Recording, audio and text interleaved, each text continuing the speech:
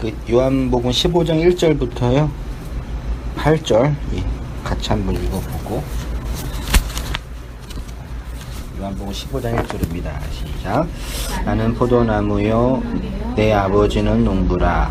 물은 내게 붙어있어 열매를 맺지 아니하는 가지는 아버지께서 그것을 제거해 버리시고, 물은 열매를 맺는 가지는 더 열매를 맺게 하려 하여 그것을 깨끗하게 하시느니라.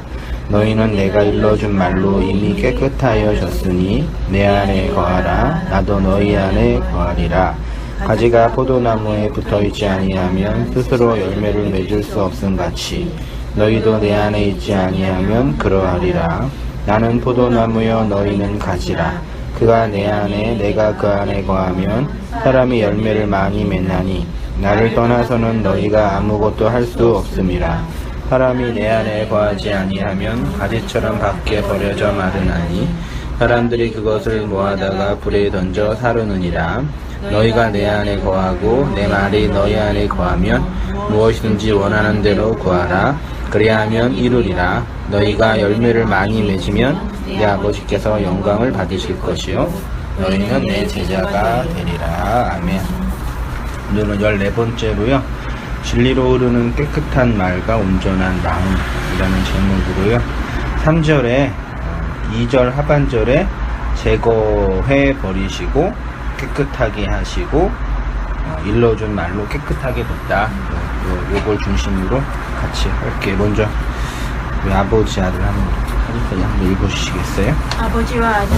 요한복음 14장에서 예수님은 아버지와 아들에 관한 말씀을 주로 하셨습니다. 현대 신학에서는 아버지와 아들의 관계를 신론과 기독론으로 해석하여 설명하지만 예수님 당대에는 이런 신학 자체가 없었습니다. 그래서 한 젊은이가 엘로힘, 여호와로 불리는 하나님이 나의 아버지시고 나는 그분의 아들이며 아버지와 아들은 하나이고 아버지가 아들에게 신적, 구원론적 권위를 주셨다는 말 자체가 당대 유대교 신학에서는 이단적 충격이었습니다. 그런 시대 속에서 예수님은 새로운 패러다임의 기독론 중심의 신학을 선포한 것이라고 할 수 있습니다. 그래서 빵 굽는 방법도 있죠. 이론도 다 배우시죠? 이론 안 배워요? 온도로 몇 도, 안 배웁니다. 그래요? 그 기독교 성경 해석이나 신학에서 이제 그 성경을 해석하는 틀이 신학적 방법이 있는데 그게 이제 크게 4가지가 있어요. 첫 번째가 이제 조제신학적인 방법이 있고, 두 번째가 성경신학적인 방법이 있고, 그 다음에 세 번째가 이제 교회사적인 방법이 있고, 그 다음에 우리의 경험 이렇게 있는데 대표적인 게 교리와 조제신학과 성경신학이거든요. 조제신학을 7개 분과로 나누어서 성경론, 실론, 인간론, 구원론, 기독론, 교회론, 종말론 이렇게 해서 이제 7개 분과로 나누어서 창세기부터 계시록까지 전체를 하나의 어떤 원리로 설명하는 방식이에요. 예수님 당대에는 소위 말해 실론, 하나님이 누구이냐, 그리고 이제 그 기독론, 예수님이 무슨 일을 하셨냐라는 이런 신학적 배경 자체가 없었는데 현대 이제 신학이 발전해 가면서 이런 틀을 가지고 그 성경을 해석해 오고 있는데, 말하자면 현대 교회는 신학적으로 이제 좀 비평을 하다 보면은 구원론 중심의 신학 체계가 좀 강한 것 같아요. 인간이 어떻게 구원받을 수 있냐, 왜 구원받아야 되냐, 구원받기 위해서는 어떻게 해야 되냐, 인간 입장에서 구원받아야 할 인간. 근데 성경은 구원론 중심으로 기술된 책이라기보다는 의미는 기독론 중심으로 설명됐다. 그래서 예수 그리스도 중심의 신학이라고, 성경 내용이 예수님이 누구이고 그분이 왜 오셔야 했고 왜 예표됐고 우리에게 어떤 의미와 내용이 되는지를 증언하는 책이 이제 그 기독론 중심이다라고 하는데, 이런 측면에서 현대 교회를 비판하거나 비평해 보면, 우리 신앙을 비판해 보면은 우리 성도 개인의 영역과 함께 교회 전체 영역에서도 우리가 인본주의적인 어떤 색깔이 강할 수밖에 없는 이유는 되게 구원론 중심으로 성경을 해석하고 있는 게 강하거든요. 구원을 꼭 받아야 되고 천국은 꼭 가야 되고 이런 식의 어떤 그것도 안 해요. 다 그냥 어떻게 살 것인가. 네, 그 엔터테인먼트적인 진짜 그래요? 구속사적 관점이라고 하는 것도 구원론이에요. 그거는 이제 기독론 중심이죠. 구속사가 예수 그리스도의 사역이니까. 엄밀한 의미에서요. 그런 거죠. 그걸 했는데 사람이 없잖아요. 전도해야 되잖아요. 교회를 이제 어쨌든 사람 불러야 되잖아요. 근데 성경에 전도하는 방법, 교회 크게 하는 방법 그게 없더라고요. 물론 신학교 때는 이제 교회 경영, 개척교회론 해서 이제 교회 성장화, 오순절주의에서 많이 발전시킨 성장화 이런 전도 방법이 있는데 성경적으로 볼 때는 없죠. 그래서 한동안 되게 힘들었어요. 여기는 이렇게 지켜보면 부흥을 하려면 진리만 빼면 부흥하겠더라고요. 진리만 빼면요? 제일 부흥하기 쉬운 방법은 진리만 빼면 그렇지가 않던데. 그래도 말은 잘해야 돼요, 목사가요. 강연도 잘하고. 말을 잘해야 된대. 우리 옆에 회사 언니가 목사의 가장 큰 자질은 언변이라 말을 잘해야 된다. 그게 그렇죠. 성과가 오죠. 그렇죠. 감동을 주든지 뭘 줘야 돼요. 뭐 진짜든 가짜든 뭐 이렇게 감동을 뭐 꾸지람을 듣든 하여튼 뭐 이렇게 뭐 받고 가야 돼요. 저도 사실은 11조 잘 안 했어요. 근데 유일하게 여의도 순복음교회 8년 다니는 동안은 11조를 했어. 거긴 그러니까 잘. 희한해. 근데 그러다가 또 개인교회 가면 11조를 안 해요. 그 거기 메시지가 그만큼 강력해요. 하니끔 이렇게 안 하면 안 할 수 없게 만드는 거잖아요. 심리적으로 뭔지 모르겠어요. 분위기상 그러고. 아 진짜 분위기 진짜 탁월하구나. 말씀이 그런 그럼 자연스러운 분위기가 만들어지고. 온전한 11조는 못 내도 꼭 항상 11조를 냈던 것 같아요. 그리고 그게 시스템화돼 있고 잘 돼 있어요. 어떻게 돼 있냐면 이렇게 예배 드릴 때 현금 봉투가 그 좌석에 딱딱 몇 군데 꽂혀 있어요. 원래 거기서 배운 거잖아요. 이렇게 예배를 하고 나간 로비에 자기 이름하고 가나다 순으로 쫙 꽂혀 있어요. 거기서 찾으면 돼요. 그치 빼는 네, 거. 그래서 어떤 조직화 시스템화 그거가 너무 잘 돼 있어요. 그래서 목사님이 그러셨잖아요. 설교를 듣다 보니까 그 교회를 목사 개인의 욕망을 채우려고 조직화시키고 시스템화시켜서 부흥을 발전하게 하는 이런 거. 아 되게 그랬어요? 이런 성경 어디에 들은 것 같아요. 그랬어요? 정확하게 표현한 건 조직화 그리고 시스템화. 제 친구도 여의도 순복음교회 이제 집안이 다 다녔던 것 같아요. 근데 아버님이 약간 고위공무원이었어요. 거기서 근데 아마 그러니까 얘기는 안 하지만 한 자리 차지하셨던 것 같아요. 고위공무원이고 그러면 예, 장로님 근데 다 하시는 이 거예요. 친구가 결혼을 하면서 시골로 내려가면서 이제 거기서 벗어난 거예요. 그래서 다른 말씀을 들으면서 자기는 너무 힘들대요. 여의도 순복음교회 다닐 때가 훨씬 좋았대요. 거기서 그냥 하라는 대로 하고 그냥 이렇게 듣고 쫓아만 가면 되는데 다른 데서 말씀을 들으니까 너무 고민되는 게 많고 너무 힘들다라는 거예요. 뭐가 고민인 거죠? 말씀 자체가 달라지니까 거기서와. 그러니까 그동안 살아왔던 삶의 이 테두리나 의식적인 테두리가 있는데 그걸 바꿔야 되고 거기는 그러니까 하라는 것만 하면은 마음이 편했던 거예요. 네, 편하게 만들어주고 안정감을 주고 그게 이제 성장의 원리죠. 말하자면. 그렇고요. 뭐 이런 구원론 중심의 신학조차도 없는 한국교회 현실이 어떤 슬픈 부분도 있는 거죠. 열매는 우선적으로 우리가 노력하고 애써서 우리의 힘으로 내는 우리의 것이 아니라 예수 그리스도가 우리를 통해서 내는 것입니다. 그러나 또한 우리가 노력하고 우리가 애써야 나오는 열매이기도 합니다. 그건 마치 여자가 임신을 하여 아이를 낳으면 남자의 씨를 여자가 내는 것과 같은 이치입니다. 임신하고 출산하는 건 여자의 노력이에요? 남자의 노력이에요?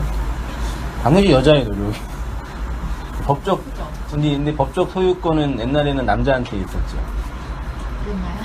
옛날에는. 지금이야 이제 그렇지 않지만.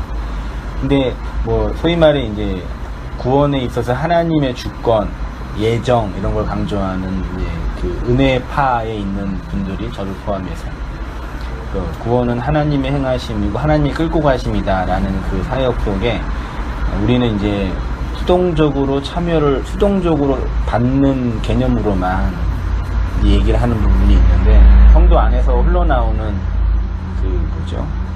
행위라고 말할 수도 있겠는데 아무튼 그냥 임신하고 생명이 나오는 거는 엄마의 어떤 그 존재론적인 어떤 그런 노력이 없이는 안 되는 차원이잖아요. 구원도 그러거라 생각이 들어요. 이거 뭐 웨슬리안 신학이라고 표현할 수도 있는데 성도에게 그런 노력이 나오지 않을 수 있을까? 아니 그런 하나님이 끌고 간다라는 표현은 우리는 가만히 있고 그냥 하나님이 가신다 그런 건 아닌 것 같아요. 근데 노력이라는 게 하나님을 알기 위한 노력인 거잖아요. 노력 하나님 알기 위한. 예. 우리가 만약에 그 견인에서 끌려간다면, 그러니까 소위 그걸 이제 행위라고 굳이 말하자면 그 행위, 우리가 해야 할 행위는 우리가 뭘 다른 열심을 낸다던가 이런 게 아니고 하나님을 알기 위한 노력 아닌가요? 그럴 수 있겠네요. 하나님을 알기 위해서 노력한다. 다른 어떤 일상적이고 종교적인 행위는 다른 차원이라는 얘기인가요? 차원을 분리시키는 게 아니고, 그러니까 기존에는 그거를 되게 많이 강조를 하잖아요. 그러니까 내가 하나님을 믿음으로 인해서, 그러니까 말하자면 이제 단정지면 이게 성화? 그거를 되게 강조를 하잖아요. 이제 행위를 성화로 많이 기별을 짓잖아요. 근데 사실 성화라는 건 있을 수가 없는 거잖아요, 인간한테. 근데 그걸 자꾸 성화로 하다 보니까 뭔가를 자꾸 해야 하는 행위가 나오는 거고, 여기서 아까 말씀하신 것처럼 우리가 정말로 하나님한테 은혜 받고 뭔가를 해야 한다면 해야 하는 부분은, 그러니까 그 하나님께서 모든 걸 다 이루시고 완성하셨다는 걸, 그걸 알아가는 과정, 그 행위 아닌가요? 그치, 근데 알아가는 과정이 단지 지적인 수준에서의 통찰이나 정보 수납이 아니라 인생 전체 속에서 흘러나오는 어떤 그 애씀과 노력의 차원도 있는 거죠. 그렇죠. 그러니까 성화라는 그 단어에서 이렇게 의미를 바꾸는 그거를, 그러니까 개혁주의 입장에서 말하는 그 성화와 내가 열심을 들여서 뭔가 좋은 의로운 사람이 되자, 하나님 믿는 자로서의 그런 성화 차원이 아니라 또 여기 이제 진리적인 차원에서 내가 그리스도로 벗어난 이후에 그 목사님 말씀하신 대로 그 내적 생명에서 나와지는 그 성화적인 차원이 또 있는 거죠. 그러니까 지금 자집사님께서 이제 표현하시는 성화는 소위 말해 이제 도덕적 성화. 그런 건 아니에요. 라고 이제 성화에 대한 범주를 어떻게 정하냐가 이제 중요한데, 예수님 믿고 우리가 변한다라는 측면에서, 변하지 않는다는 측면에서는 근본적인 우리의 자아성, 그러니까 자아를 사랑하는 그 아집의 나는 여전히 있죠. 예수님 믿는다고 나를 사랑하지 않고 이타적인 사람이 되고 그런 건 아니죠. 그러니까 나를 사랑하는 그 욕망의 기전은 여전히 나로 있는데, 다른 차원의 성장, 혹은 성숙, 혹은 변화가 있는 건데, 이 변화를 이제 자꾸 이제 윤리적이고 율법적인 개념으로 해석하는 측면이 워낙 강한 거예요. 그래서 한국교회에 성화하면은 기본적으로 들어가 있는 판이 율법적 성화, 도덕적 성화인데, 성경, 개혁주의 진영에서도 성화를 말할 때 도덕적 성화를 말하지는 않아요. 실제로 개혁주의 입장에서도. 그런데 그걸 전달하거나 이해할 때 내용적으로 이해를 못하니까 도덕 윤리적인 측면에서 이제 해석을 하는 측면이 강해요. 그래서 성화는 없다라고 할 때 없는 성화가 있고, 성화가 안 되는 그게 있고, 또 소위 말해 성화가 되어지는 부분이 있죠. 근데 이 용어 자체가 많이 좀 이렇게 변질된 거죠. 각자가 각자 입장에서 유교에서 말하는 성화, 카톨릭에서 말하는 성화, 혹은 이제 기복주의 신앙에서 말하는 성화, 그런 개념이 있다라고 생각이 들어요. 근데 저는 이제 뭐 말씀하고 또 이게 목회를 하고 또 성도를 만나뵈고 또 제 자신을 또 돌아보면서 그리스도라는 인식, 지식의 부분에서 하나님을 알고 그 알미 나를 변화시키고 역사를 바라보는 관점과 인식의 측면에서의 그 회복하는 어떤 차원은 있죠. 네. 그거를 이제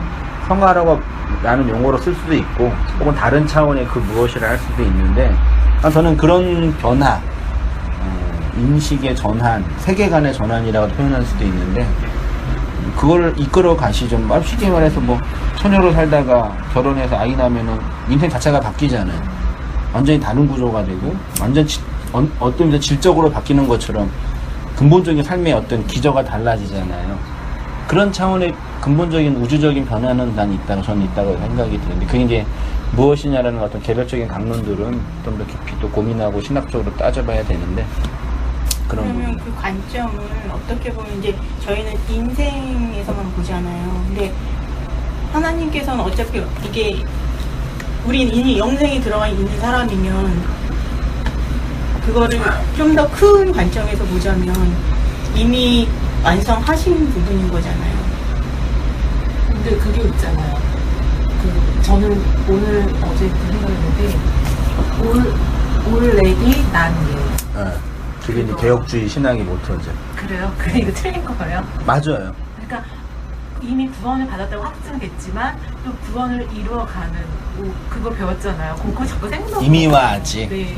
그러니까 인생이라는 게 그 아직이란 부분에 들어있는 거잖아요. 말하자면. 그러니까 인생이 사실 그 영생이란 부분에서 인생이란 부분은 굉장히 작을 수도 있고 정말 점으로도 표현 안 될 수도 있는 부분인데 너무 인생이란 부분에서만 관점을 시점을 보자면 거기서만 풀리는 게 아닌가 싶은 그러니까 생각이 들어서 지금 말씀하신 그 포커스가 사실은 우리 목사님하고 누누이 이전에 이렇게 그 논란의 대상이 됐던 그 누림의 차원이냐 아니면 가정의 차원이 그 아들된 자의 가정의 차원이냐 그의 정체성의 차이인 거예요. 그러니까 집사님은 사실 누림의 자리에서 이미 완성을 바라보고 완성된 자로서 누리는 삶을 사는 게 맞다고 이제 말씀하시는 거고. 그게 중요하다고 이제 생각하시는 거예요. 그치, 이미 완성이 됐는데 자꾸 이 과정을 아니 과정이 중요하진 않죠. 안 중요한 게 아니죠. 그렇긴 한데 너무 인생을 강조하다 보면 거기에 자꾸 이렇게 매이다 보면 행위에 자꾸 또 집착하게 되고 뭔가를 해야 되는 그런 거를 자꾸 가져가니까 그런 거를 약간 배제하고 싶으신 거고, 이제 저의 입장은 물론 이제 완성된 그런 이제 연합된 상태로서의 함몰된 우리의 정체성은 있지만, 그리스도로 완성된 정체성이 있지만 여전히 우리는 육을 입고 있고 인생이 마감되기까지의 그런 어떤 미적 자아가 있기 때문에 여전히 우리는 완전히 그 합일된 그런 완성의 상태로 나아가기에는, 물론 이제 그런 차원에서 누리는 차원에서 보면 그것조차도 다 완성이 된 거지만, 그래도 이제 그 과정을 또 살고 있는 분들이 있고 이 관점으로 들어오지 못하는 분들을 설명하기 위해서는 그 자리에서 설명할 수밖에 없잖아요. 그러니까 내가 이렇게 그 과정에 있는 입장에서 이렇게 설명을 해줄 수밖에 없는 입장인 거죠, 사실은. 그냥 아까 문혜희 집사님하고도 말씀했지만 우리가 그 모든 걸 그냥 하나로 보는 그 입장에서만 말하면 더 이상 논할 저기가 없는 거죠. 이미 다 완성됐는데, 완성되고 완벽한데, 이렇게 말해버리면 이제 목사님이나 이렇게 가르치는 입장에서는 아직도 그 애굽의 상태에 있는 사람들을 분리해서 내오기가 어렵다는 거죠. 그러니까 애굽에 있는 상태에 있는 사람들을 가나안에 있는 쪽으로 끌어당기기 위해서는 뭐가 다른지를 구분해서 설명을 해줘야 되는데, 근데 만약에 그 완성을 다 얘기를 하고 그걸 설명한다고 해도 그게 다르진 않잖아요. 이 완성이라는 게 그게 우리의 경험 속에 가능한 건 아니잖아요. 이상량 정도 될 수 있는 거 아닌가요? 아니, 그러니까 관점의 차이인 거죠. 그러니까 바라보는 시점은 여전히 광야인데, 위치는 광야인데 바라보는 시점이 이제 가나안이라고 할 때 시점으로서는 완성이 된 건데 내 경험은 여전히 광야잖아요. 그렇죠, 사실. 그리고 어떤 의미에서는 가나안으로 완성된 그 지점은 영원히 이 땅에서는 불가능한 거고. 아니, 그러니까 목사님이 지난주에도 말씀하셨는데 사실은 성도의 삶은 광야에서 애굽에도 갔다가 가나안에도 갔다가 왔다 갔다 하는 그 위치가 사실은 성도의 그 입장이라는 거죠. 그러니까 네. 완전히 우리 삶 가운데서 그 초월적인 상태를 경험을 못한다고도 할 수 없는 거고, 그렇다고 완전히 또 이렇게 완성된 그 상태로만 누릴 수 있는 존재도 아니라는 거죠. 그러니까 초월의 완성된 어떤 그 누림과 내용이 뭔지 각자 이제 또 그거는 이제 그걸 정의하는 게 틀려서 그런 것 같아요. 그러니까 되게 이제 어쨌든 이제 주지주의적인 관점에서의 이제 신학적 색깔은 분명히 있게 되고요.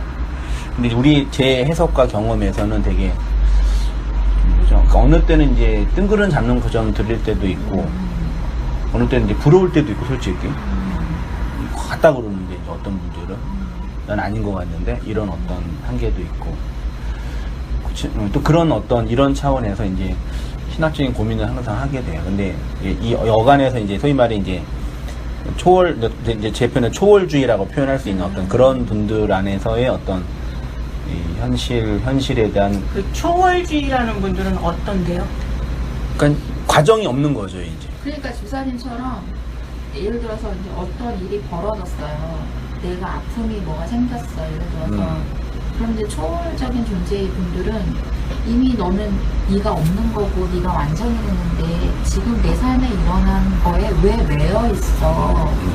이제 그건 이미 매여되고 완성되고 더 이상 너는 없는 존재인데 거기에 왜 신경을 쓰고 거기에 왜 아파하고 거기에 왜 근데 매여 있어. 말 그대로 육을 입었기 때문에 매일 수밖에 없는 존재인데, 그렇죠. 근데 우리는 기본적으로 하나님을 알게 되면 거기에 매여만 있진 않는다는 거죠. 그렇죠. 거기서 다시 하나님을 바라본다는 거죠. 그러니까 위치가 매여만 있는 게 아니고 다시 하나님을 바라보는 위치로 간다는 거죠. 그렇죠. 그거를 완전히 이제 이 초월하신 분들은, 그러니까 소위 말해서 그 가지치기를 한다거나 겉사람을 죽여간다는 그 입장이 네가 그렇게 매여 있는 그거를 하나하나 쳐내는 과정을 그러니까 확실히 하라는 이 거고. 땅에서 이제 현실적인 문제 때문에 눈물 흘리고 아파하고 고통받고 절망하고 하고 있는 그거는 현실에 매여 있는 삶의 태도일 수 아니죠. 그건 아닌 그거는 거죠. 당연히 있는 일인데 그거를 그냥 있는 그대로 바라보지를 않고 그걸 또 분석을 한다는 거죠. 이러면은 이거는 하나님을 믿는 자로서 이거는 여기 매여 있으면 안 돼. 이런 식으로. 그러니까 있는 그대로, 나는 있는 그대로, 나는 약한 존재이기 때문에 분명히 매여요. 매이고 또 뭐 힘든 일 있으면 거기서 엎드려서 울기도 하고. 근데 그 상태가 나라는 거를 그냥 인정하고 받아들이고 간다는 거죠. 거기에 매여 있지 않고. 그러니까 예를 들어서 그게 그러면 초월 어떤 그 저는 그 초월이란 말 자체를 모르겠고요. 그러니까 제가 말씀드린 그러니까 이 땅에서 고통받는 그것이 하나님이 허락하신 과정인 거잖아요. 예. 그러니까 그 과정에서 아파하고 눈물을 흘리라고 주신 것들이잖아요. 주신 것들을 그냥 있는 그대로 그냥 그것 자체도 누리라는 거죠. 말하자면 누리라는 게 기쁨만을 누리고 행복만을 누리라는 게 아니죠. 그러니까 희노애락을 다 누릴 줄 아는 게 누림이 아닌가 생각을 해요. 기쁨도 슬픔도 아픔까지도 다 누릴 줄 아는 사람. 그게 희노애락을 누리라는 거는 사실 근데 그렇게 따지면 사실 불교적인 입장도 일맥상통하거든요. 사실 그렇게 따면 또 이제 이런 신학적인 부분하고 또 근데 하나님은 항상 기뻐하라고 하셨는데 기뻐하라는 게 기뻐하라는 거예요. 우와. 아픔 가운데서도 기뻐하라는 게 그게 뭐냐면 하나님이 계시기 때문에 기뻐하는 거예요. 그 기쁨이 그 기쁨이 아닌가. 아니, 그러니까 우리가 착각하는 게 뭐냐면 평안이라는 게 내 마음 상태가 평안하고 항상 고요한 상태가 평안이 아닌데 사람들은 그거를 유지하기 위해서 애쓰는 거야. 자꾸 그런 상태를 만들려고 애쓰고 그런 범주 안에 나를 들여놓으려고 애쓰는데 하나님 말씀하는 평안은 그런 평안이 아니고 어떤 상황 가운데서 내가 정말 아픔이 있고 정말 슬픔이 있는 가운데서도 거기에 빠지지 않고 하나님을 바라보게 되면 그 안에서 평안을 누리라는 거지. 아픔이 있기 때문에 평안을 못 누리고 이런 게 아닌 건데 이 착각을 하면 자꾸 내가 평안한 상태를 만들려고 애쓰는 거죠. 그러니까 이제 우리가 사실 못 살면 믿음이 없고 이제 너가 하나님을 제대로 섬기지 않아서 못 살아. 네가 병에 걸렸어. 네가 뭐 죄가 있어서 그 욥의 친구들이 와서 막 하는 것처럼 이제 그렇게 교회에서 우리를 그렇게 좀 믿음 없는 자로 이렇게 느끼게끔 만드는 메시지들을 많이 듣고 자랐어요. 그게 이제 도덕적 정죄감인데요. 초월을 주장하는 분들은 도덕적 정죄감이 거의 제로인 거죠. 완벽한 제로를 이런 지향하죠. 영지주의처럼 네. 그냥 세상 것은 그게 중요하지 않아. 네. 그냥 이론을 봐라 이렇게요. 그렇죠. 그런 네. 차원도 있고, 근데 이제 만약에 근데 집사님 말로는 그러면 이제 거기에 빠지지 않고 하나님을 바라보는 시점을 가지면 사실 그렇다고 해서 내 병이 안 아파지는 건 아니잖아요. 그렇죠. 사실. 아픈 건 아픈 거지. 아픈 건 아픈 건 아픈 거고 슬픈 건 슬픈 슬픈 거예요. 거지만 그 상태에서 하나님이 아픈다는 그 시점은 사실 뭐 그러니까 말하자면 자기 책임 아픈 걸 아파하는 과정에서 아프게 있는 것이 그렇죠. 있는 그대로 난 아파. 근데 네. 난 하나님을 믿기 때문에 아프지 않아. 아니면 나 기도를 해서 하나님을 믿는 자로서 아프면 안 돼. 이런 방향으로 가는 게 아니고 그냥 아픈 대로 아픈 거야. 그것이 이제 그 현실의 광야에 매여 있는 모습일 수 있는 거죠. 어떤 그게 아파하고 절망하고 눈물을 흘리는 그거 자체가. 그 이스라엘 백성이 뭐 민수기 14장에서 땅이 못 들어갈 것 같아서 이제 눈물을 흘리며 절망했을 때 그 현실을 고통받고 있는 모습이었잖아요. 근데 어떻게 바라볼 때는 하나님이 이상적인 관점을 보지 못하고 현실에 매여 있는 모습인 거잖아요. 그들의 모습이. 근데 그건 어떤 의미에서는 자연스러운 결과 아니냐라는 측면인 거죠. 그 정도 하죠. 일단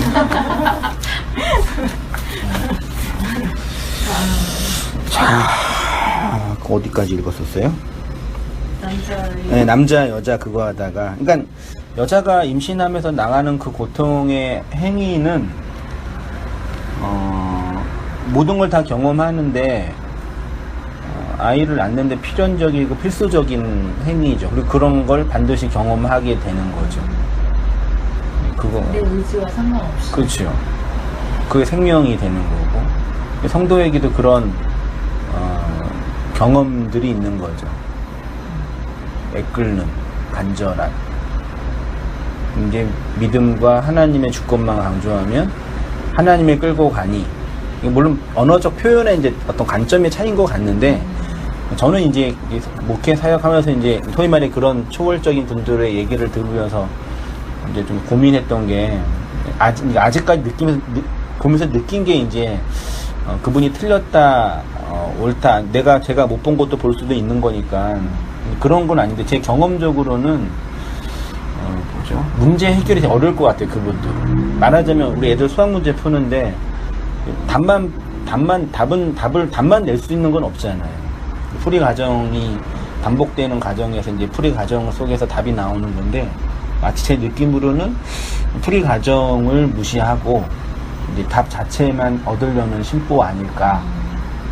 답만 얻었다고 되게 이제 자랑하고 나는 답 못 얻어가지고 풀이 때문에 죽어서 이제 막 아파하고 막 지금 X 라지 때문에 막 해가지고 막 하고 있는데 그것도 못 푼다고 답은 1인데 왜 그것도 못 내냐라고 정죄하는 듯한 말을 항상. 그래서 현실에서 고통하고 아파하는 사람들의 어떤 그 고통의 현실의 내용과 아픔의 현실의 내용을 바라보는 어떤 시점이 되게 중요하다. 제 이제 목회나 경험에서는. 그러면 만약에 그런 측면에서 보면 예를 들어서 이제 수학 문제 때문에 얘가 이걸 못 풀어서 막 고민을 하고 있어요. 근데 이미 너는 네가 푸는 거와 상관없이 이미 100점이야. 근데 얘만 모르고 있어. 네. 그거 애를 쓰고 얘네한테 이렇게 고민할 필요가 없잖아. 너 지금 100점이라니까. 네. 그걸 이제 초월적인 분이 말해주고 있는 거예요. 그렇죠. 사실은. 네. 그런 개념처럼 다가오는 거죠, 저한테는. 그렇죠. 그런 분들이. 지금 답을 내는 게 지금 중요한 게 아니거든요, 저한테는. 어떤 의미에서는요. 이 풀이 과정을 통해서 수학을 잘 배우고 익히는 게 중요한 건데, 답 자체가 이제 중요하다고 하시는 분들이 있으니까, 그 경험 속에서 아파하고 고민하고 애끌고 있는 그런 과정은 마치 뭐 하수고, 이렇게 또 비판하는 분도 있고. 그렇죠. 그렇게 따지면 사실 하나님이 우리한테 이 인생 속에 던져놓을 이유가 없는 거죠. 그렇죠. 그렇죠. 그러니까 던져놓은 이유는 말 그대로 그냥 있는 그대로 살아라라고 저는 그렇게 보거든요. 있는 그대로 살아라. 네가 던져진 대로 살아라. 있는 그대로 살 때 네.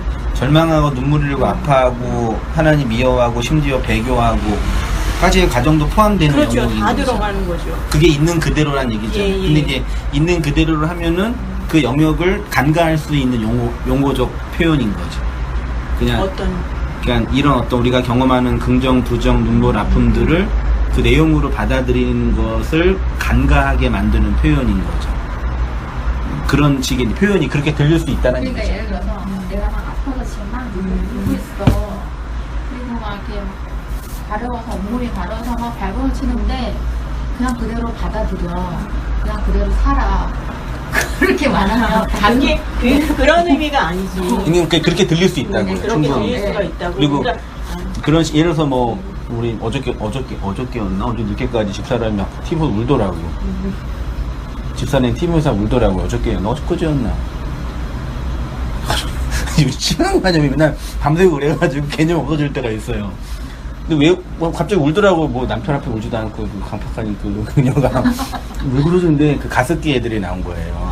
가습기 피해자 아이들이 그 막 그 폐가 막 3분의 1 없어지고 막 그 호흡기 뭐냐 이만한 산소통 들고 다니면서 막 수술하고 막 죽어가고 막 아파하는 거 보면서 울고 있는데 그런 고통을 우리가 경험할 때 그런 고통에 대한 해석과 투쟁의 과정 속 가정에 있어야지 잘못된 제도나 왜곡된 그런 법의 개선이 되는 거거든요. 우리 현실이. 네. 마치 초월주의나 이제 그 묵시 완성의 어떤 것들을 주장하는 분들은 그런 투쟁을 되게 이제 좋게 여기지 않을 수 있는 거죠. 어떤 의미에서. 그러니까 제가 있는 대로 받아들이는 의미는 그런 것도 그러니까 뭘 구분하고 분별하고 무슨 뭘 이렇게 나누고 할 필요가 없이 그런 사람은 그런 사람대로 이런 사람은 이런 사람대로 그러니까 예를 들면 이제 기복신앙이 있는 사람도 있잖아요. 기복신앙이 있는 사람은 예전 같으면은 다 얘기했을 거예요. 그러면 안 되라고. 근데 지금은 그 사람들조차도 있는 그대로 그냥 받아들인다는 거죠. 같이 간다는 거죠. 기복신앙 있는 사람이 지금 당장 그 사람한테 너 그거는 기복이야 이렇게 얘기를 했을 때는 솔직히 그 사람은 받아들이지 못할 수가 있잖아요. 그러니까 그거를 그냥 같이 가자는 거죠. 근데 그렇게 얘기하면 또 내가 기복이었어? 여기 이렇게 믿으면 또 안 되겠네. 그런 사람도 있던데. 그러니까 그 포인트를 잡아줄 필요가 그렇죠. 분명히 있는 거죠. 근데 무작정 가르치려고 하는 것도 문제고 무작정 받아들이는 것도 문제고 그거는 이제 들고 나는 거는 이제 상황을 보면서 하는 거고 그러니까 얘기를 하다 보면 그러니까 저는 솔직히 말해서 이렇게 많이 뭘 듣거나 하질 않았어요. 그러니까 아까 그러니까 제가 얘기를 하는데 갑자기 초월주의를 말씀하시면 초월주의는 또 뭔가 하는 생각이 드는 거예요. 그러니까 말하자면 거의 극단이잖아요. 극단과 극단을 가지고 얘기를 하면 안 되는 거잖아요. 왜냐면 그게 용어가 집사님이 표현한 그 표현 방식에 대한 해석적 어떤 접근을 할 때 이제 각자 이해하는 틀과 범주가 다르니까 무슨 말씀인지 그걸 알겠는데 자기가 원하는 대로 이렇게 해석하고 저는 이제 무슨 말씀인지는 알겠는데 너무 이렇게 가르치는 자체를 할 때 헷갈리게 가르치면 과정에서 더 헷갈리는 부분이 있지 않을까 하는 생각이 들어서 그러니까 예를 들어 완성이라는 부분에 대해서 그러니까 아까 난 옛 그거를 말씀을 하실 때 난 옛이라는 부분에 어떻게 보면 내가 뭔가를 해야 되는 어떤 게 들어갈 수도 있는. 그러니까 내가 뭔가 해야 한다는 이 명제가 되게 부담스럽게 다가오세요? 아니요. 근데 왜 그걸 저기 열심히 하고 행하는 과정 속에서 실패하고 좌절하고 성공하고 해봐야죠. 예, 해봐야지 그게 아닌 걸 아는 거죠. 예, 내가 열심을 내봐야지. 예. 그러니까 내가 뭘 행해야 된다는 근데 어떤 가르치실 때요 하지 말아라 한다고 인간이 안 하는 게 절대 아니잖아요. 그렇죠. 그렇기 때문에 그거와는 저는 별개라고 생각을 하기 때문에 가르치는 것과 인간은 뼛속 깊이 율법이 있기 때문에 하지 말라고 안 하는 존재가 아니거든요. 분명히 끝까지 행해보거든요. 그러니까 굳이 그 부분에서 거기에서 명확하게 설명해 주는 게 저는 이제 제가 이제 궁금한 거는 그건 거죠. 명확하게 설명을 해줘도 어차피 인간은 다 보고 그 인생이란 자체가 하나님이 주신 자체가 벌써 그걸 해보라고 주신 거잖아요. 다 경험해보고 아닌 거 알아라, 나만 바라봐라 하고 주신 인생이니까 다 해보는 건데 말씀에서 선포를 하실 때조차 그거를 헷갈리시게 한다고 해서 그거를 안아준 적은 아니라고 보거든요. 뭐 하고 하지 말라의 개념은 아니고 말씀을 가르친다라는 개념은 그리스도가 행하신 내용들을 증언하는 거니까 어떤 지도적인 측면에서는 그러니까 표현상으로 내가 행하는 차원의 그 행위에 대한 뭐죠? 과도한 부정적인 태도가 있으신 게 아닌가라는 느낌이 들어가지고 그럴 수밖에 없는 게 보면은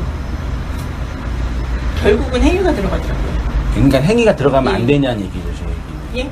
행위가 들어가면 나쁘냐 얘기죠. 어떤 행위를 말씀하세요? 우리 일상의 모든 행위야 노력이. 나쁜 거 아니죠. 예. 그러니까 근데 그거를 제가 말씀드리는 거는 그렇게 따지면 정말로 아까 말씀하신 것처럼 할 말이 없는 거예요. 할 말이 없는 거죠. 그냥 그러니까 그렇게 그런 지사님 식으로. 말씀하시고 싶은 거는 우리가 기존에도 율법 아래 있어서 기존 교회에서도 행위가 강조되고 우리가 이제 행위를 내놓는 게 본성인데 그걸 굳이 이제 행위를 해야 한다라고 이제 말하는 게 조금 이제 걸리시는 것 같아요. 그러니까 그런데 사실 성경 말씀, 그러니까 태초에 이미 창조하실 때 완성된 거 아닌가? 근데 이제 성경에서는 끊임없이 행가를 끊임없이 많은 요구가 많이 나와요. 너무 많이 근데 나와요. 집사님 그때 그래요. 저하고도 나눴지만 제가 이 물을 마시는 것조차도 사실은 말씀이잖아요. 이 완성이라는 개념이 틀릴 수도 있는데 집사님이 생각하는 완성의 어떤 모습이 어떤 건지 저는 모르잖아요. 그 완성이라고 말씀하시는 게 뭔지 모르잖아요. 저는 그러니까 제 차원에서의 완성은 사실 말씀이 되는 거거든요. 그냥 말씀이거든요. 그리스도가 말씀이니까 말씀인데 그러면 집사님이 아까 말한 대로 이게 약간 저도 이제 좀 집사님 말씀하는 헷갈리는 게 뭐냐면 어차피 그 하나로 다 보고 완성이 됐다라고 말씀을 하시고 뭘 하던 기복을 하던 뭐던 그게 다 용납이 되더라 라고 말씀하시는지 아니면 사실 목사님이 뭐 선포를 어떻게 하던 만든 그렇죠. 그건 별로 상관이 없어. 없거든요. 근데 없죠. 없는데 선포하시는 그런 할 말이 없어 제가. 그렇죠. 그러니까 그런 측면에서 그거를 노리시는 측면이라면 그 완성으로 바라보고 그거를 그냥 봐라. 예, 보고 있는 차원이라면 사실 뭐 이렇게 고민할 문제는 아닌 것 같아요. 제 입장에서. 저는 이제 왕집 사람도 그러고 이제 우리 차식 사람도 그러고 그 행위 제사 그거에 대해서 되게 막 싫어하시잖아요. 싫어하세요? 싫어하세요? 아니 싫어하세요? 제가 이제 왜 저렇게 그것을 예전에 내끌어주지 왜 자꾸 말을 하는 거야 이제 나는 바른 진리만 찾아가면 되지 그 사람들이 그러든 말든 그래서 이제 막 싫어했는데 목사님 설교 창세기 25강을 우연찮게 그냥 눌러서 들었어요. 네. 떴길래요. 제가 네. 유튜브에 막 이것저것 막 붙잖아요. 근데 이제 하나님과의 대적한 관계 말씀을 이제 하나님의 말씀을 나의 욕망으로 끌어오는 우상 숭배자 뭐 이런 차원에서 행위 제사를 이제 해석을 하면 심각한 거잖아요. 그래서 이제 그런 차원에서는 그래도 좀 중요하게 다루고 말을 많이 해야 되는 건가 이렇게 생각을 했어요. 그래가지고 이제 그럼에도 불구하고 구원받은 이후의 삶, 목사님 표현으로 따지면 다나토스의 삶, 구경거리의 삶, 그리고 언약의 기둥으로 세워지는 삶. 다 영역. 죄가 나타났어요. 아니 그거를 저도 잃어버린 거라. 그렇게 저는 답답했어요. 최근에 우리가 이제 구원받은 과정만 계속 얘기하잖아요. 구원받은 이후의 삶은 사실 불교에서 듣던 정법강에서 듣던 여기서 목사님들의 그 대중적인 설교를 듣던 비슷해요. 근데 구원받는 과정만 유일하게 독보적인 뭐라고 하셨죠 저번에? 그걸 뭐라고? 예수 그리스도 하나. 네, 기독론 중심의 그거 뭐라고 구속사죠. 뭐라고? 모노기네스 독생자. 하나. 그거는 이제 거기서 딱 갈리는 거잖아요. 그래서 이제 구원받은 이후의 삶에 대해서 그래도 목사님은 뭐 그렇게 세 가지로 표현을 해놓으셨더라고요. 근데 그게 이제 더 구체화돼서 가지치기를 해야 되잖아요. 근데 그랬을 때 대부분의 이론으로 많이 먼저 깨닫잖아요. 그래서 이론으로 깨달아서 그것이 내 삶으로 녹아내릴 때까지는 시간이 많이 필요하고 과정이 필요하잖아요. 그래서 오늘 목사님께서 나는 그 과정을 중요시한다. 이렇게 좀 저는 들리는 것 같아요. 그치, 그러니까 인생의 과정의 내용이 없이는 초월을 말할 수 없다. 그렇게 저는 저도 표현하고 싶어요. 예, 저도요. 그거는 저도 하는 게, 그러니까 말 그대로 인생을 주신 이유가 있는 거예요. 영생 가운데 정말로 점 같은 짧은 인생이 저희가 사는 동안 중요한 이유는 거기서 뭘 보라고 주신 건데 그거를 무시할 수는 없는 거죠. 예. 그렇죠. 사실 그런 차원에서 드러나는 모든 게 그냥 그리스도를 드러내는 거라면 가정이 되게 중요한 거죠, 사실. 말씀을 드러내는 거라면. 근데 저희는 왜 결과를 더 막 원하잖아요. 결과를 짠 해가지고 불안하니까. 내가 상태가 빨리 되어져서 자유하고 싶잖아요. 네. 진리를 누리고 싶고 자유하고 싶고 이 구속받는 이 현실의 세상에서 여전히 육은 살아가지만 그래도 내 영혼만큼은 내 마음만큼은 자유하고 싶다는 그런 어떤 하나의 욕망이라면 욕망이고 진리라면 진리를 찾아야 되는데 그 과정이 어떤 방해도 많고 어떤 자기의 그런 어떤 쓴뿌리나 여러 가지 환경적인 게 다 틀리잖아요. 그리고 말씀 해석도 다 틀리잖아요. 목사님들마다. 거기서 어떻게 영혼이 목마르지 않는 그 생수를 찾아갈 것인가. 근데 그걸 마셔서 이제 다시는 목마르지 말아야 되는데 그게 참 어려운 것 같아요. 요즘같이 많은 정보와 지식이 이렇게 누구에게나 있는 이 가운데에서 그렇다면 그것이 이제 하나의 숙제가 되는 것 같아요. 알겠습니다. 감사합니다. 임신하다 이렇게 많이 말해놨네. 계시록 22장에는요, 지난주 했던 건데, 그 생명나무가 있어 12가지 열매를 맺게 이렇게 돼 있어요. 생명나무가 내는 열매, 생명나무를 간단히 정의하면, 그리스도라 할 수 있지만 조금 더 엄밀하게 말하면 선악과를 통과한 성도 안에 새겨진 하나님의 생명을 생명나무라 할 수 있습니다. 계시록 22장은 생명나무에서 12가지 열매를 맺는다고 하는데 이것이 바로 그리스도를 통해서 하나님의 생명으로서의 성도이며 영적 공동체로서의 교회입니다. 생명나무가 뭐냐? 선악과 시험을 통해 주어진 생명이 생명나무입니다. 이 생명이 12이라는 열매로 나타나는 것이고 12가지 열매이니까 열매의 개수가 12이라고 생각할 수 있는데 교회 자체가 12이라는 열매라는 것이고 그것이 생명나무 열매다. 고요. 따라서 요한복음 15장에서 열매를 맺게 하기 위해서 농부가 행하는 것들은 궁극적으로 열매를 내게 하는 주권자의 행하심이고 일하심입니다. 본문에는 세 가지 정도로 가지를 제거하고 가지를 깨끗하게 하고 내 안에 거하라. 세 가지는 궁극적으로 무엇과 관련돼 있냐면 말과 관련돼 있다. 7절에요. 너희가 내 안에 거하고 내 말이 너희 안에 거하면 무엇이든지 원하는 대로 구하라. 그리하면 이루리라. 너희가 열매를 많이 맺으면 내 아버지께 영광을 받으실 것이요. 너희는 내 제자가 되리라. 가지를 제거하시고 가지를 깨끗하게 하시고 예수 안에 거한다는 개념이 내 말이 너희 안에 거하면 이라는 단어로 설명되고요. 2절에 물은 4개 붙어 있어 열매를 맺지 아니하는 가지는 그것을 제거해 버리시고 열매를 맺는 가지는 열매를 더 맺게 하려 하여 그것을 깨끗하게 한다. 제거하다가요, 아이로라는 단어인데 세 가지 뜻으로 땅에서 들어올리다, 운반하다, 빼앗아 가다, 가지고 가다, 신약성경에 100번 정도 사용이 됐는데요. 몇 개만, 요한복음 11장에는요 눈을 들어 기도하실 때 예수님께서요 눈을 들어, 이게 아이로예요. 되게 좀 제의적인 의미가 담겨져 있어요. 마태복음 11장은 더 이제 중요한데 멍에를 메고가 아이로래요. 멍에를 메고 그거를 가지를 제거하다, 가지를 메고 십자가를 지고, 요것도 아이로로 되어 있고, 골로새서 바울에 의한 해석은 법조문으로 쓴 증서를 제우시고 제하여 버리사. 그러니까 뭐가 이렇게 삭제하고 빼앗고 매고 이런 어떤 그 구원론적인 그런 제의적인 뉘앙스가 되게 많이 있더라고요. 뭐 다 그런 건 아닌데, 요한일서에는 이제 우리 죄를 없애려고. 그러니까 마치 가지를 제거하고에는 우리의 죄를 없애고 구속을 완성하고 예수님이 머리가 올려지고 이런 식의 뉘앙스 같아요.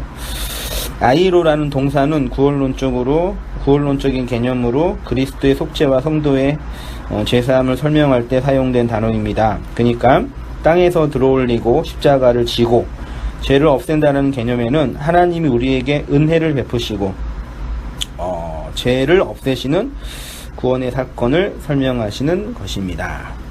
그 다음 우리 한번 나무와 가지가 담고 있는 상징, 박지선님 한번 읽어주시겠어요? 나무와 가지가 담고 있는 상징. 가지를 제거한다는 것에는 예수님이 눈을 들고 십자가를 지고 명예를 내는 것과 같은 하나님의 구속적 의미가 담겨 있는 것입니다. 다가 또한 맞네요. 가지가 헬라어로 클레마입니다. 신약 성경에서는 나무, 가지, 뿌리, 풀은 같은 내용적 의미를 담고 있는 단어들입니다. 유럽 문화에서 나무, 가지, 뿌리는 한 집단의 혈연적 종교적 공동체성을 상징하는 기제였습니다. 특히 신학 공동체 안에서는 나무에 대한 구원론적, 언어적 상징이 매우 분명하게 담겨져 있었습니다.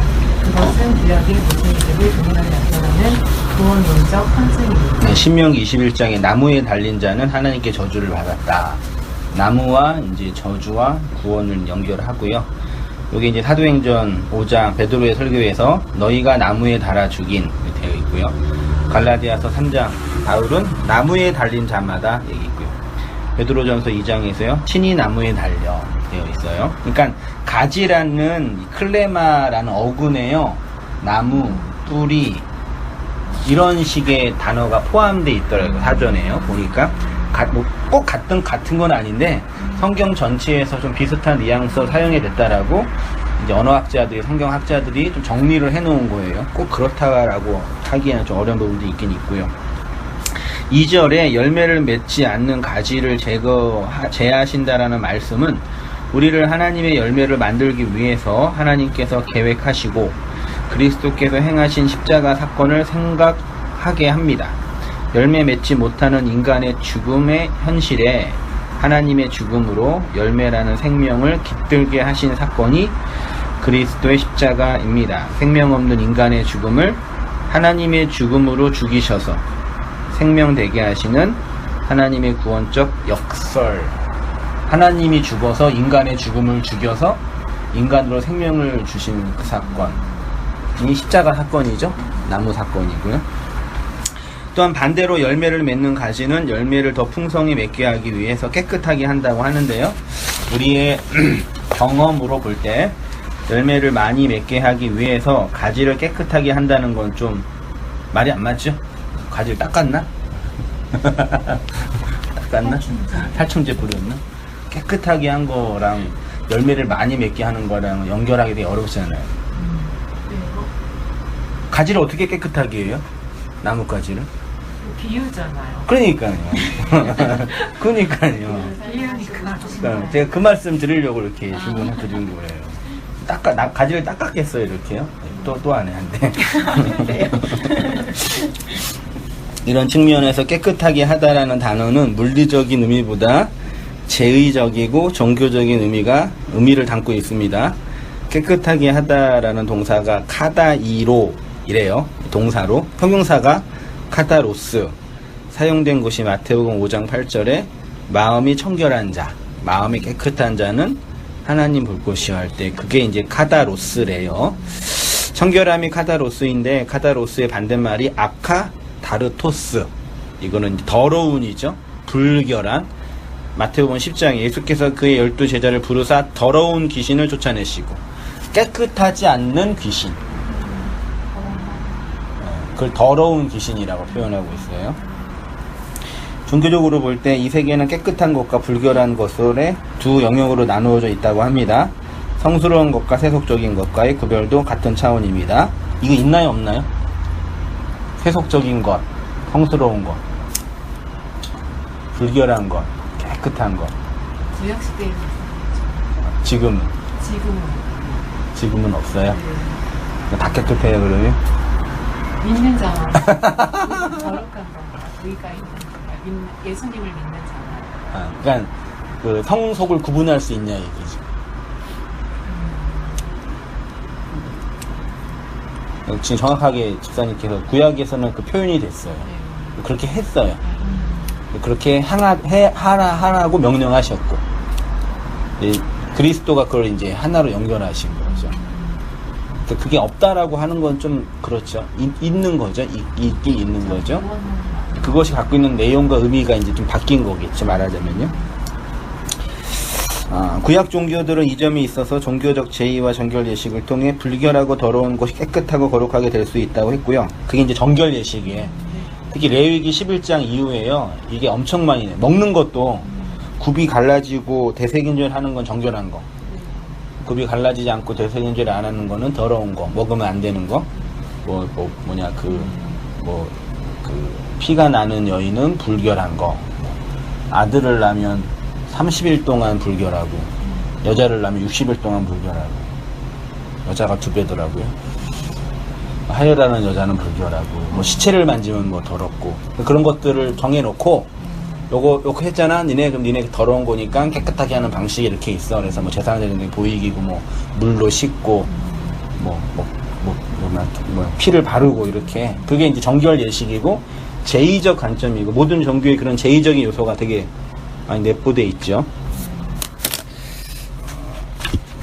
열매를 맺는 깨끗한 가지, 3페이지 오른쪽이요. 열매 내지 못하는 가지가 제거되어 열매 내는 깨끗한 가지가 된다고 하는데, 이는 도저히 하나님이 원하시는 열매를 낼 수 없는 우리가 예수 그리스도의 저주의 사건으로 열매를 내는 존재가 되는 것을 설명할 뿐만 아니라, 그리스도의 죽음으로 하나님이 원하시는 열매 자체가 된다는 복음의 본질을 설명하는 것이다. 그래서 3절에 예수님은 너희는 내가 일러준 말로 이미 깨끗하여졌느니라. 그러니까 구약에는 종교적 제의로 깨끗함을 상징적으로 설명한 거고요. 신약에 와서는 예수가 전해준 말로 그것들이 설명되는 거죠. 그렇게 그 정도로요. 예. 그다음에 아기사 한번 읽어주셔요. 너희는 내가 일러준 말로 깨끗하여졌느니라. 구약시대에서 깨끗하게 되는 것은 종교적 제의를 통해서만 가능하였습니다. 구원의 모형으로 설명된 종교적 제의는 예수 그리스도가 나무에 달려 저주가 되심으로 우리 안에서 완성이 된 것입니다. 그래서 이 복음의 사실을 진리의 말로 받은 제자들이 깨끗하여졌다고 선언하신 것입니다. 그리고 실제로 제자들에게는 오순절 성령 강림으로 그리스도의 말을 받게 되는 그 시점에 이 예수님의 말씀이 제자들 안에서 이루어진 것입니다. 예, 결론적으로 인간을 깨끗하게 할 수 있는 것은 그리스도의 말, 즉 그리스도가 전한 말, 그리고 그것이 그리스도 안에 거하는 그리스도와의 성도와의 연합의 핵심이고요. 성경신학적으로 언어학적으로 충분한 논의와 토론이 필요하지만, 제가 내린 결론은 말은 뭐라고요? 네, 마음이다. 말은 마음이다. 그 마음은 뭐예요? 말이다. 그래서 마태복음 15장에 네. 네가 먹는 게 더러운 게 속에서 나오는 게 더럽다. 말이 더럽다. 네. 일단 이건 더 많은 물론 그러니까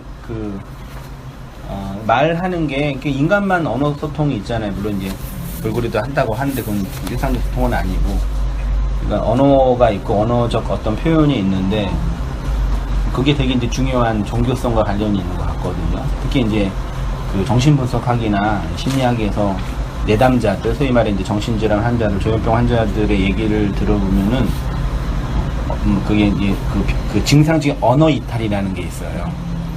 뭐냐면, 말이 이거 했다가, 저거 했다가, 그래서 제가 한 3시간 들어봤어요. 3시간 들어봤는데, 한 10시간도 하겠더라고요. 제가 그럼 주제가 끊임없이 나와요. 네, 그게- A, B, C, D로 네. 근데 막 그렇게 2-3시간 얘기해도 본론이 없어. 그러니까 공짜가 없어. 거기에서 이제 임상 경험을 할 때 그 사람이 그렇게 말하는 이유가 뭐냐면 말하게 한 어떤 욕망의 어떤 본질이 있거든요.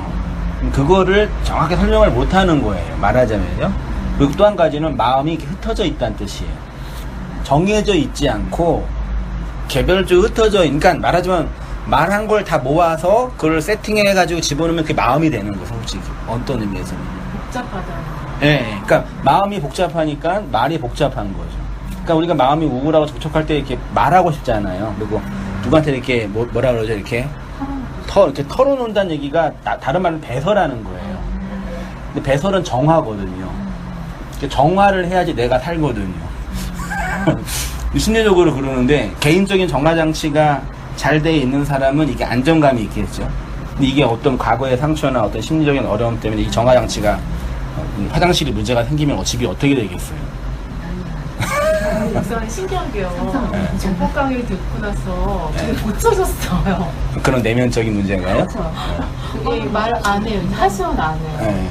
근데 이제 그 내면에서 이제 흘러나오는 차원에서 이게 언어들이 나오는 차원이거든요. 그러니까 이런 걸 경험해 볼 때 우리 인생에서도 우리가 어떤 말을 하고 어떤 말을 담고 있고, 물론 이게 혀로 말하는 것만 말이 아니라 묵상하는 거, 생각하는 거, 독백하는 거, 기도하는 거 다 말이에요. 쓰는 거, 그림 그리는 거, 노동하는 거 다 말이에요. 사실 그거 다 우리가 외쳐 표현하는 방식이거든요. 근데 그것이 우리의 마음이 뭔지를 이렇게 보여주는 한 샘플링인 거죠. 그래서 정확하게 만약에 완벽한 언어적 심리학자나 정신분석학자가 되면 그 내담자가 말한 모든 것들을 다 연결해가지고 연결을 하면 그게 그 사람의 마음이 되는데, 그걸 이제 프로이드나 라칸이 노력한 거죠. 완벽하게는 안 되겠지만. 근데 이제 그 얘기를 하고 싶은 거예요. 저는요, 마음이 말이고 말이 마음이다. 근데 예수님께서 분명히 말로 깨끗하게 뒀다고 하니까 이게 되게 중요한 신학적 연결고리가 되는 것 같아요. 예수님은 이 점에 있어서 말을 전달하시는 분으로 말의 내용으로 오신 말씀 육신, 요한복음 1장 14절에 말씀이 육신이 되어 있죠. 로고스 사르크스, 앞에 호가 있으니까 그 말씀 육신. 그러니까 완전 이거는 저기 고유명사예요. 그 말씀 육신. 예수님이라는 존재는 그 말씀 육신이거든요. 그 육신 안에 그 말이 담겨진 실체. 우리는 뭐예요? 말 안에 육체가 아니라, 예수님이 말씀 육신이고 우리는 육신 말씀. 우리 육신이라는 육신 안에 말이 담겨요. 그러려고 이제 오신 거죠. 근데 우리가 말씀이 된다는 거가 저는 정말 이해가 안 가요. 논리적으로 하면요, 예수님의 그 말이 우리한테 뭘로 주어져요? 말씀. 마음으로 주어지거든요. 아, 네. 그러니까 언어적 말이 언어잖아요. 언어가 다 사용돼서 마음으로 그 사람의 내면으로 들어가면 언어가 아니라 마음이 돼요. 그래서 이제 그걸 이심 전심이라고, 마음과 마음이 연결되는 거 하나라고 하잖아요. 그러니까 우리가 호몰로게요, 말을 한다는 개념은 그냥 이렇게 언어적으로 표현한다는 개념이 아니라 그 말 안에 하나님의 그 마음이 있냐, 영역이라고 생각이 돼요. 연결하면요, 예수님이 스스로 자신이 하나님의 말로 오셨다고 하셨고요. 그 말이 육체 안에 거한다고 하셨고, 그리고 영으로 교회들에게 전달되어 교회를 살리는 생명이 된다고 하였습니다.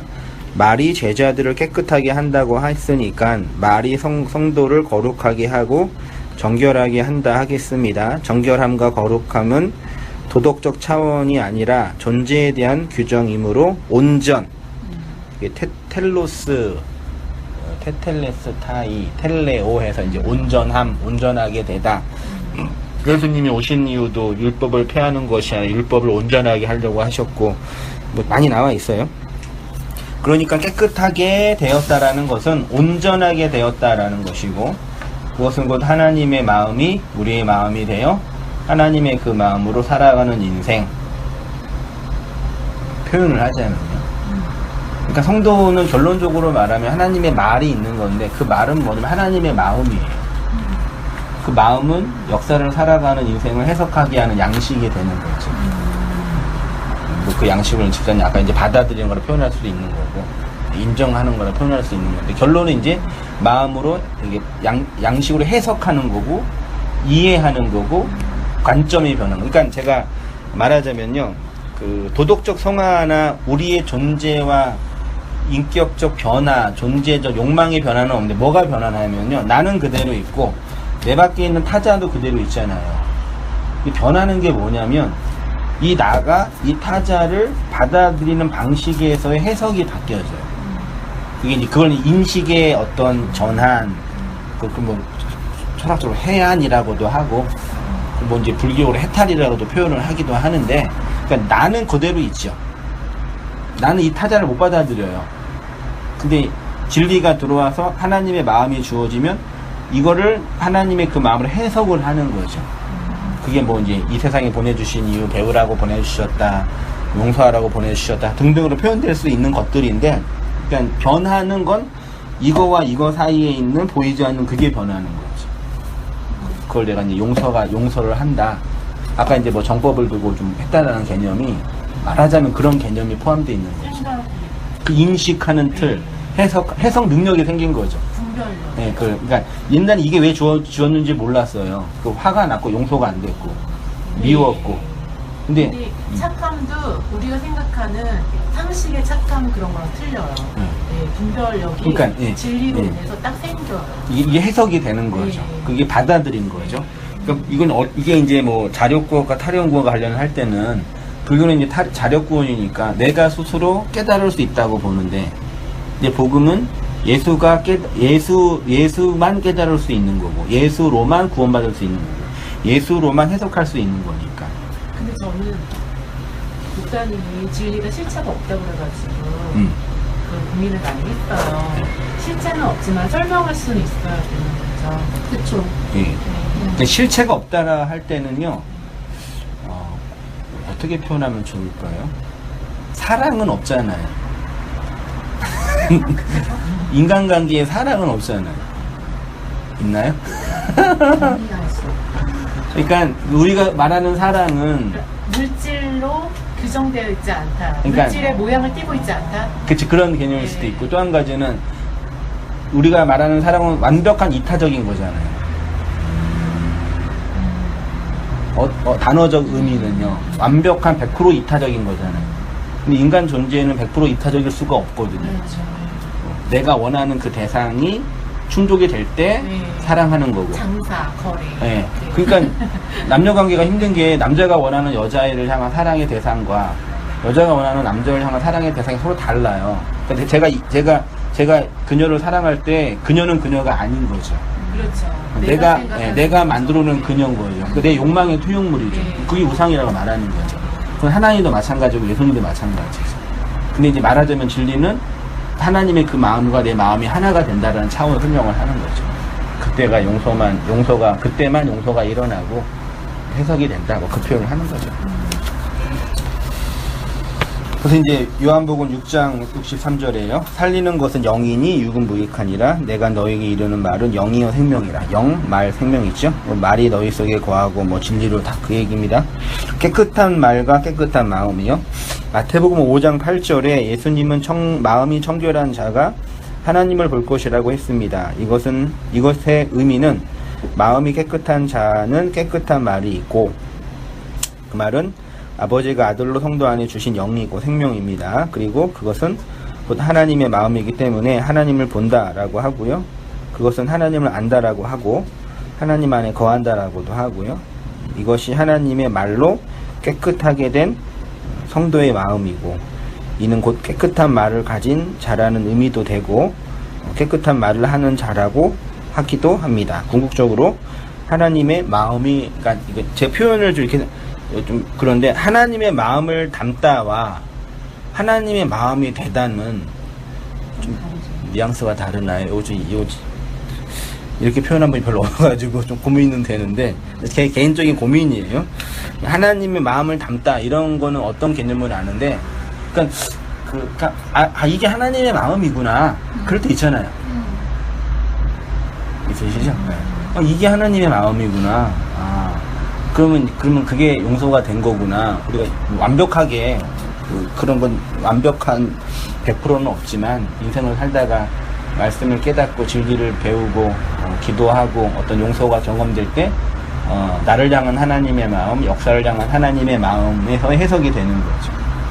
그러니까 말하자면 그 나라는 위치를 확인할 때 내가 광야에 있고 바라보는 시점이 가나안인데 위에서 북극성이 이걸 바라볼 때 이게 보이거든요.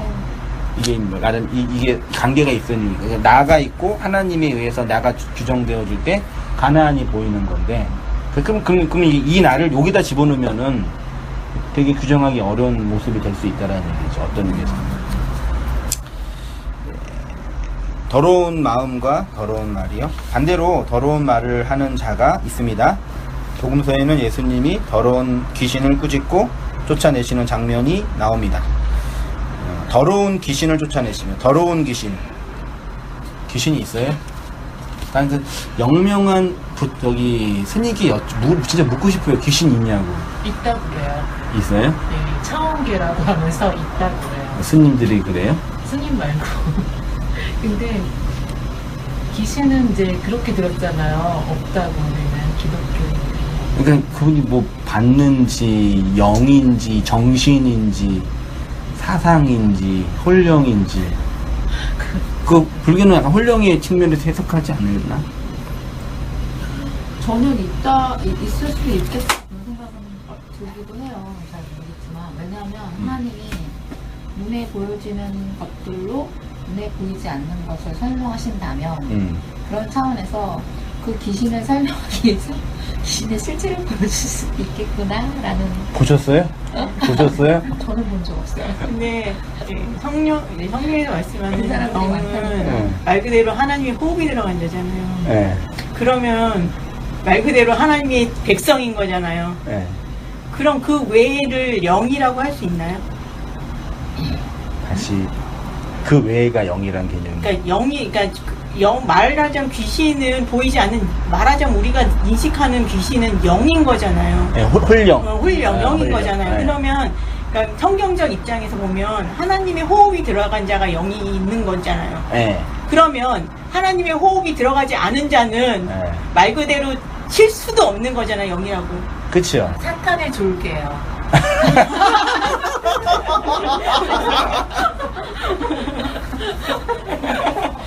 별개가 있잖아요. 누군데요 또?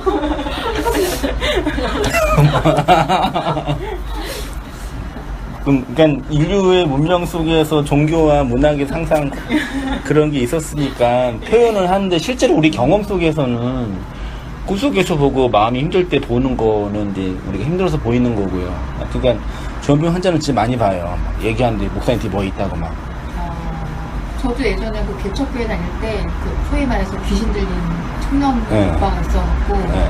그 오빠 놓고 막 기도해주면 그 오빠는 막 귀신하고 대화하고 네. 막 예배드리다가 뛰쳐나가고 막 점도 보고 이러더라고요. 네. 그때는 무섭고. 그게 이제 현대의학에서는 조현병인 거예요. 근데 그게 갑자기 그래요? 어떻게? 멀쩡하게 살다가? 그러니까 병이 발병돼요. 어느 시점에 보니까 좀 이렇게 지체를 보니까 발병이 되고 한번 발병이 되면은 치료하기가 만만치 않더라고요. 난치병 중에 하나예요, 조현병. 저는 목사님 때문에 정신분열증에 조현병이 처음 알았어요. 옛날에는 정신분열증이었는데 이게 너무 용어가 좀 세니까 조현병으로 바뀐 거죠. 좀 많아.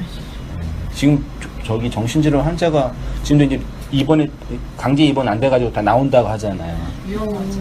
그러니까 그런 것도 있고 사회적인 제도도 있고 워낙 또 우리나라가 살기 힘들어가지고 그런 것도 많이 있는데, 그러니까 성경에서는 그런 문학적인 기법은 있고 실제로 그 영의 영역이 있는지는 제가 못 봤고, 그러니까 표현은 있고, 표현은 있고요. 어떤 현상을 보고 그건 영이다 그런 거죠. 그게 실제로 있는지 없는지는 모르겠고, 아까 지사님이 그러니까 성경에서 영이라는 개념이 너무 포괄적이에요. 루아흐라는 하나님의 숨, 푸뉴마라는 하나님의 숨도 있지만 또 이렇게 바람, 뭐 또 홀령 이런 개념도 있으니까요. 근데 이제 원론적으로 말하면, 그냥 의미론적으로 말하면 더러운 귀신은 더러운 귀신이 푸뉴마거든요. 완전한 오욕인 것 같아요. 그러니까. 에너지요. 그러니까 푸뉴마 자체는 영이에요. 성령으로 많이 번역을 했고요. 그러니까 하나님의 영, 인간의 차원이 아니라 하나님의 차원으로서의 설명. 그러니까 더러운 영이에요. 직역을 하면. 그러니까 아카타르토스 푸뉴마예요. 깨끗하지 않는 영. 그럼 이제 우리 요한복음 6장 6절에서 예수님이 친히 살리는 것은 영이고 육은 무익한데 말이 영이라 그랬잖아요. 그러니까 영 푸뉴마가 로고스 말이니까 그 악한 말은 더러운 영은 깨끗하지 않는 말인 거죠. 그건 이제 성경에서 거짓말, 거짓 증거 인 거죠. 그러면 그러니까 악한 영에 사로잡혀 있다는 얘기는 거짓된 말에 사로잡혀 있는 거. 그건 맞아요, 제가 보니까. 그 북한에 사로잡혀 있는 우리 동포들은 악한 영에 사로잡혀 있는 게 아니라 거짓된 말, 주체 사상에 사로잡혀 있는 거죠. 그들을 그 악한 영에서 구원하려면 주체 사상이 틀렸다라는 진리를 전해주면 그러면 김정은 그렇게 구라야? 그때 이제 깨어나는 차원이죠.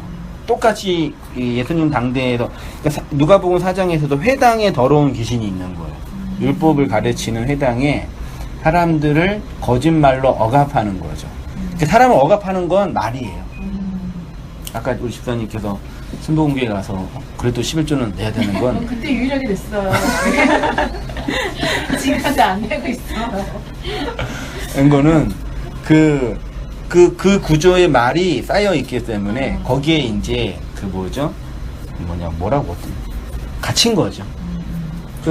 그걸 세내라고도 해요. 집단 세뇌. 그 실제로 한 사람이 뭐에 꽂히면요 판단이 없어져요. 그 대표적인 게 콩깍지가 씌우는 거. 남녀의 사랑. 도 있고 또 내가 좋아하는 물건 딱 꽂히면 다 안 보이잖아요. 경험적으로도 그러죠. 그러니까 사람을 억압하는 건 말이에요. 그럼 이제 이 세상은 율법이니까 율법의 말로 억압돼 있잖아요. 그리고 예수가 율법의 말로 깨트렸잖아요. 그렇죠? 그를 억압하는 그 율법이 깨트려지는 걸 자유라고 표현하는 거죠. 그래서 이제 예수님 당대, 그러니까 거짓된 더러운 귀신에 갇혀 있는 사람들의 특징은 말 못하고 못 듣는 사람들이. 들리지 않으니까 말을 못하는 거죠. 똑같잖아요. 말씀과 진리를 말하는데 안 들려요. 그러니까 안 들리니까 그 말을 못하는 거죠.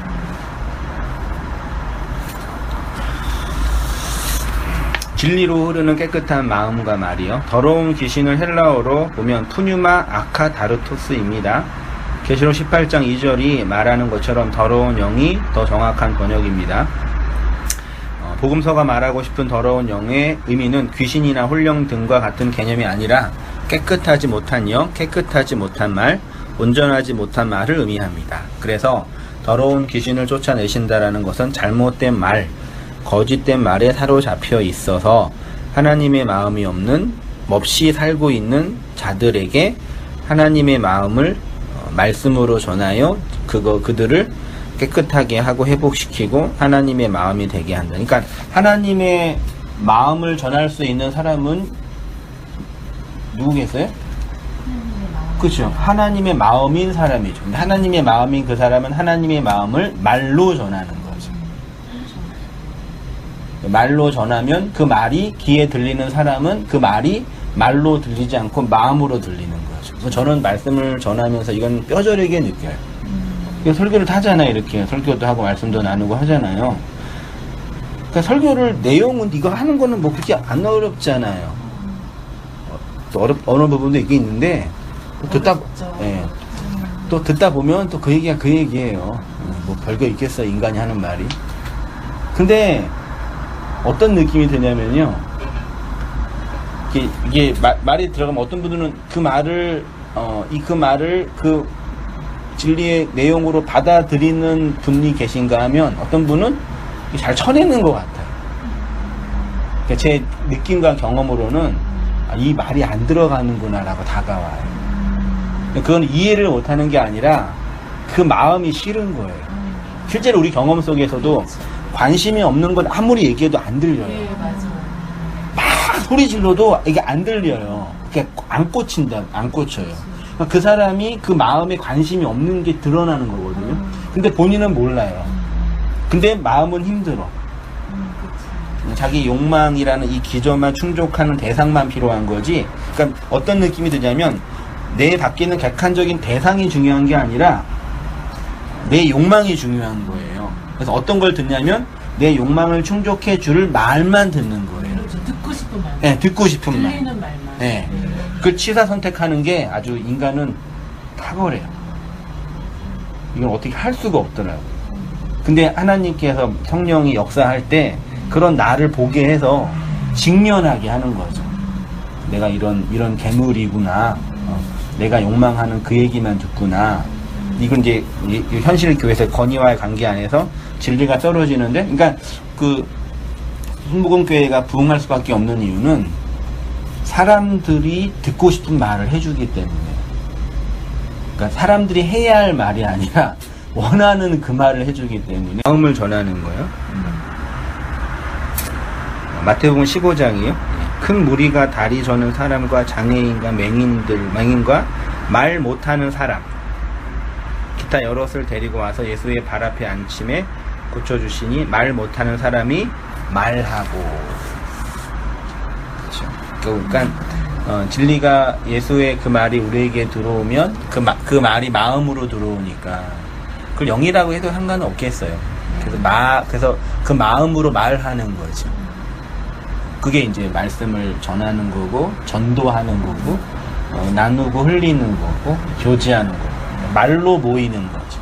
그러니까 인류 문명은 같은 말을 하는 사람들끼리 모여요. 같은 말을 하는 사람들끼리 만나고. 벌써 우리 큰아들 중2 애들끼리 모여서 얘기하는 거 들으면 그거 못 들어가요. 낄 수가 없어요. 그치, 외계예요. 그래서 거기 안에 들으면 이방인이 되는 거예요. 율법의 말만 하고 있는 영혼이 그 하나님의 그 마음을 나누고 있는 그 현장과 공동체에 있으면 진짜 외계어가 되는 거죠. 흐르는 물을 깨끗하게 합니다. 흐르는 물이 깨끗하고 정결하게 하는 것처럼 진리로 흐르는 다예요. 성도가 깨끗하고 온전한 자입니다. 우리의 마음이 진리의 말로 흐르는 것을 깨끗하게 하다, 정결하게 하다, 온전하게 하다. 이렇게 깨끗한 자가 하나님을 본 자, 하나님의 마음을 안 자, 하나님의 마음이 된 자. 그래서 성도는 하나님의 마음으로 살아가고 하나님의 그 마음을 전하고 나누고 흘리고 교회로 살고 교회를 세우고 그 마음들로 있는 거죠. 그러니까 하나님 볼 때는 하나님들인 거네요. 이제 말씀들인 거고 진리들인 거죠. 하나님 입장에서 볼 때. 우리는 여전히 미치겠지만 전분의 입장에서 그렇게 보이시겠죠. 그래서 구원 받는 거겠죠. 다음 주에는 좀 말에서 좀 더 깊게 한번 그 사전을 보는데요. 그 말이라는 단어만 보도 거의 100페이지 되더라고요. 그래서 공부할 시간이 없어가지고 때려쳐도 그냥 여기까지만 하고 그냥 다음 주에 이해해 돼요. 근데 아까 말씀하신 것처럼 아까 언어라는 게요. 네. 그림도 되고 네. 그게 우리가 신체적으로 표현하는 모든 게 다 언어가 될 수 있는 거잖아요. 뭐 말하자면 예술적으로 표현하는 것도 그게 언어가 될 수 있는 거고. 그러니까 그런 게 다 통하는 거 아닌가요? 그 언어가 같기 때문에.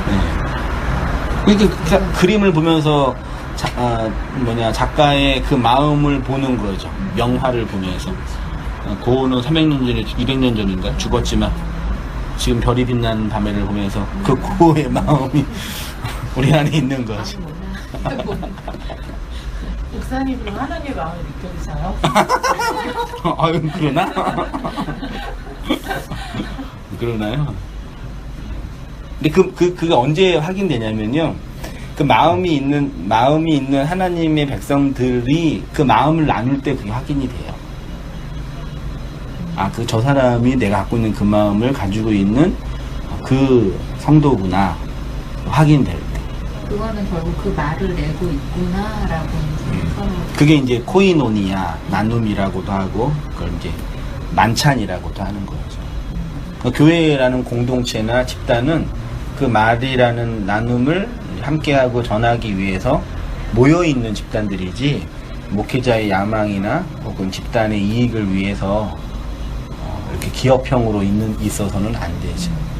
기업이 필요하면 전도에 더 효과적일 수 있을지도 모르겠는데, 상품을 이상하게 만들어 버리니까. 공산품은 그 뭐죠? 감가상각이나 이익이 있어야지 팔 수 있잖아요. 공산품은 이 영업은 다 그러거든요. 그걸 못하는 사람은 장사를 하면 안 되는데. 그렇죠, 그렇죠. 근데 장사를 시작했지. 개념이 없는데, 감가상각 개념이 없는데. 그 어떻게 해서 마진을 많이 내는 게 이제 교회가 그렇게 하고 있는 거죠, 말하자면. 그 잘하는 데가 순복음 교회. 전 세계가 우러러보고 있는. 아직도요. 예. 근데 그건 돌아가시면 좀 무너지겠지, 싸우겠죠. 지금도 싸우고 있잖아요. 제사. 성령이 뭐 부정됐다고. 근데 어쨌든 간에 뭔가가 된다는 거는 수요가 있기 때문에 되는 거잖아요. 아, 그렇죠.